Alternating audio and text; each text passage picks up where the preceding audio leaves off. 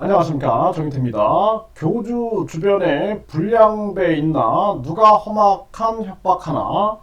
네, 어제도 생방송을 통해서 교주 스스로 굉장히 심각한 발언을 한 바를 알렸습니다. 뭐 3천억, 천억, 네, 뭐 이런 얘기들이죠. 뭐 건물 두 채, 100억, 뭐 이런 얘기들이 나왔단 말이에요. 500억 등등. 이거 굉장히 험악한 협박인데요. 그래서 방송을 마치고 나서도 여러 가지 생각을 해보게 됩니다. 그래서 교주가 자기 종교 시설에 뭐 돈이 있다고 3천억을 내놓으라고 이런 발언을 하거든요. 그래, 어떤 사람은 1,000억을 내놓으래. 최하가 100억이야.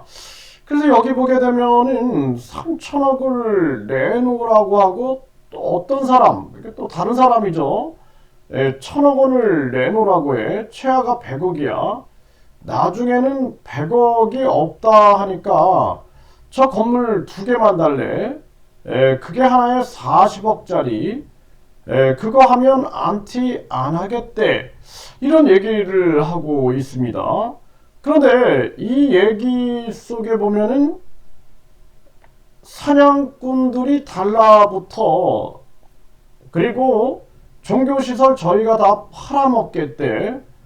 나를 잡아놓고 나면 이걸 접수를 할 수 있다는 거야. 이런 접수라는 이런 단어, 이게 완전히 불량배들이 쓰는 단어거든요. 그래서 이 종교범죄대책협의회에서는 이 썩지 않는 우유 문제라든지 각종 천국 티켓 문제라든지 사회적인 문제가 되는 부분들을 지적을 하고 있는데요. 그런데 이 교주는 종교 사냥꾼들이 달려들었다 그러면서 종교 단체, 종교 대책, 갑자기 단체를 만들어서 제일 처음에 요구하는 금액이 3천억, 그 다음에 요구한 곳이 1,000억, 그 다음에 요구한 게 500억, 그 다음에 요구한 게 100억. 내하고 거래가 있던 사람도 아니야. 생면 부지의 사람들이 와가지고 안티들 주워 모아가지고 나를 가만 안 두겠대. 네, 3천억을 달래. 또 나중에 1천억을 달래. 본인의 시설에 돈이 있나? 내가 뭐 도둑질을 했대. 이런 얘기를 하고 있어요. 그러면서 저들이죠. 이제 저들이 다 팔아먹겠대. 교주의 종교시설을 나를 잡아놓고 나면은 이걸 접수를 할 수 있다는 거야. 이런 발언을 하거든요. 이 접수한다. 그래서 이런 모습을 보게 되면은 이 교주가 굉장히 위급한 상황을 언급하는 것이 아니냐, 이런 생각을 안 할 수가 없습니다.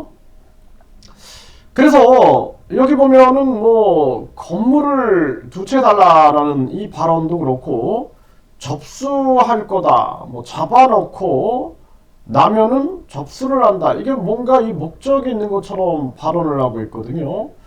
그래서 이게 이제 뭐 사실도 아닌데 그냥 교주가 겉모 술수를 써가지고 결국에는 여기 종교단체 종교대책 해가지고 종교범죄대책협의회를 떠오르게 하면서 뭔가 적대화시킨다라는 그런 전략을 쓸 수도 있다, 이런 생각도 할 수가 있지만, 하지만 그렇다라면은 이 구체적인 3천억, 네, 1,000억, 500억, 100억 이런 얘기, 또 건물 두 채 얘기, 이런 구체적인 얘기를 하지 않죠. 그래서 이런 부분으로 우리가 이 살펴봤을 때는 이 교주가 위급한 정황에 놓여 있는 게 아닌가라는 생각 또한 하게 되고요. 이 불량배들이나 하는 짓, 아주 뭐 조폭이라든지 불량배라든지 양아치라든지 이런 아주 무법천지에 있는 자가 할 수 있는 발언들, 이런 것들을 언급하고 있거든요. 그래서 이 교주가 이 험악한 협박을 받으면서 상당히 위급성을 공개적으로 알리면서 방어하면서 그러면서 또 종교범죄대책협의회가 주고 있는 심리적 압박감, 네, 그 압박감과 더불어서 뭔가 이 불량배 양아치 이런 마치 그 깡패 조폭 같은 그러한 자들이 협박하는 그러한 심리적 위급성도 드러내고 있다라는 것입니다.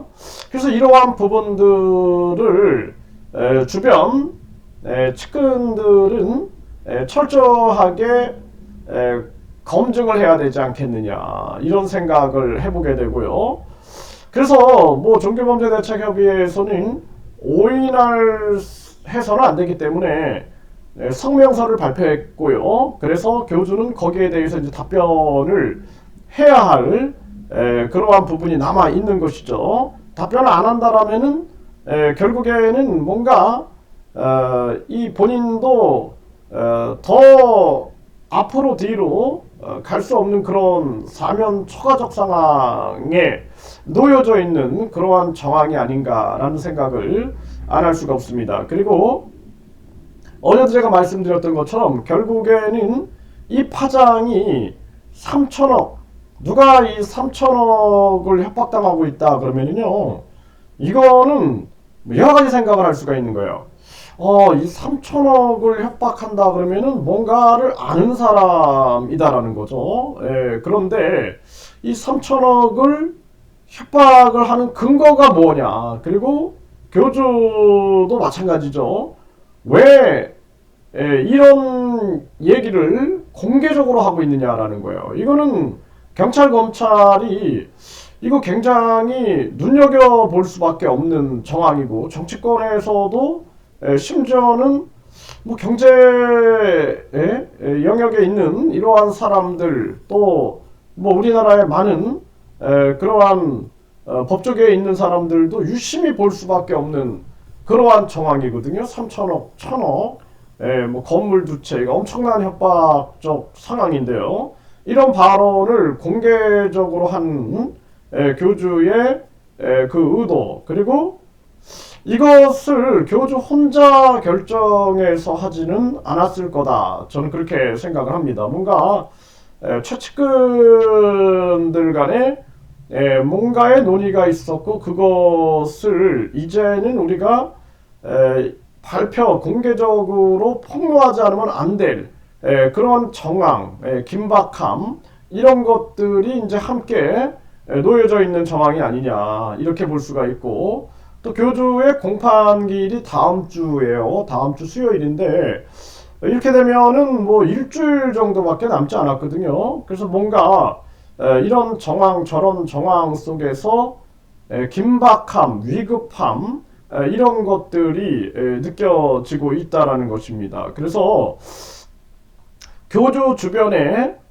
불량배들이 있는가, 그리고 이 누가 이런 마치 조폭이나 또는 깡패나 또는 아주 법을 무시하고 막무가내로 살고 있는 그런 인간들이 협박을 하고 있는가, 이런 부분에 대해서 사실상 이 부분에 대해서는 모두가 뭐 교주에 대한 지지자들이든 신도들이든 모든 사람들이 이 부분을 깊이 관심을 갖고 또는 수사기관에서는 이 부분에 대해서 철저하게 수사가 이루어져야 되지 않느냐, 이런 생각을 안 할 수가 없어요. 그리고 또 중요한 부분들은 교주도 근거가 있으니까 그런 발언을 했고, 그렇다면은 저 어떤 협박을 하는 그러한 자들이 만약에 있다라면은